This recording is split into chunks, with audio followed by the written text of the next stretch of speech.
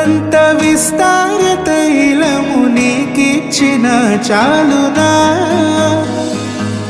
గర్భఫలమైన నా జ్యేష్ఠ పుత్రుని నీకిచ్చిన చాలునా గర్భఫలమైన నా జ్యేష్ఠ పుత్రుని నీకిచ్చిన చాలునా ఏడాది దూడలనా వేలాది పొటేళ్ళనా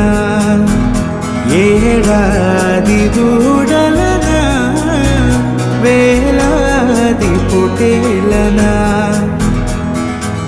నీవు చేసిన ఉపకారములకు నేనేమి చెల్లింతును